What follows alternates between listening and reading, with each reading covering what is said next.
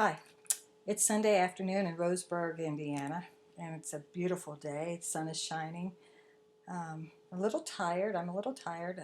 Made a big trip up to Portland on Friday and came back yesterday. Went to a little seminar, and emotionally, it did a lot with me. In a few minutes, I'm going to be leaving my home and going to a friend's house. And when I say friend, I mean more than just a friend. She's actually part of the Society of Friends, the Quakers.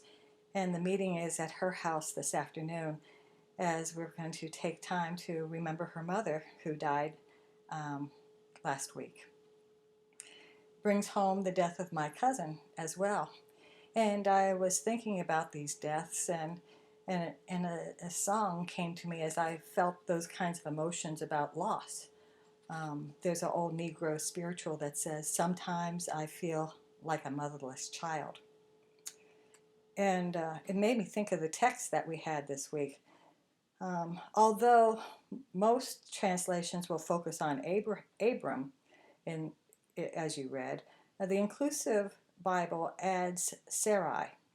And I think this is important because we come to this text where Abram has a vision. God comes to Abram in a vision. And Abram is upset because he's in that last part of his life, he thinks, and he realizes that even though he has been successful in the world's terms, he doesn't have anyone to leave that legacy to, who he is and what all that means. And if he doesn't, certainly Sarai doesn't either. And so he's talking to God in this text, and he says, "But my sovereign, my God, what good are these blessings to me so long as Sarai and I will die in disgrace? My only heir is a foreigner who lives in my household, Eleazar of Damascus. Since you have given me no offspring," Abram continued, "an attendant in my house will be my heir." I think it's really important for us to understand what it meant to have children um, in the ancient world. Children for the men and children for the women. If you read Isaiah 54, you'll hear the woman's side of that about what it means to be barren. And I think that Sarai definitely was experiencing those kinds of pangs. Um, and and Yahweh hears Abram, and he says, uh, "Chill out, Abram. You don't have to worry." And so then what Yahweh does is takes Abram out and has him look up into the sky. And that's where, for me, the connection of Starry, Starry Night came in. Not so much about Vincent van Gogh, although he really had a tragic life, but the mood. I think sometimes that we think that in order to be Christian that we have to be happy, happy, joy, joy all the time, and not feel the full range of emotions that we have. And I think this is a helpful text for us to know that God understands our sorrow as well, even if it's an anticipatory sorrow. Um, and and so I really liked Starry, Starry Night.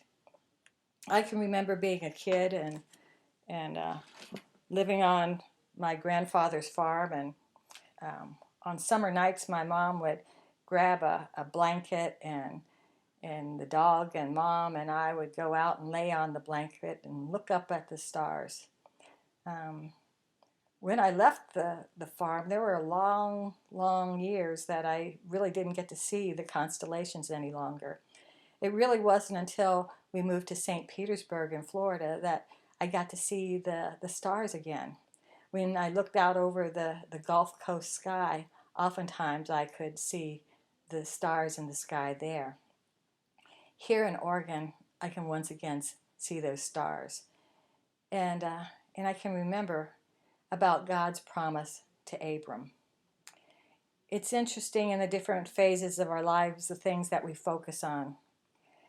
When I started preaching on a regular basis, I remember looking at these kinds of texts, and I would focus on covenant because my training as a lawyer had kind of prepared me to talk about what it meant to be in a contractual relationship. And for a long time, I saw covenant as a contract. And then I learned a little bit more about the Holy Covenant. But I don't know about you, but sometimes I just get tired of too many words and too many papers and too many legalisms.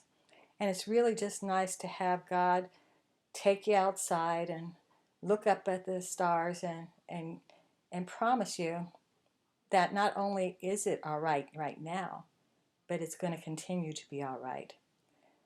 I hope that you can enjoy not only God's blessings, but God's promises. Meet me back on tomorrow, Monday, and we'll have another new scripture to engage with. God bless you and keep you. Bye-bye.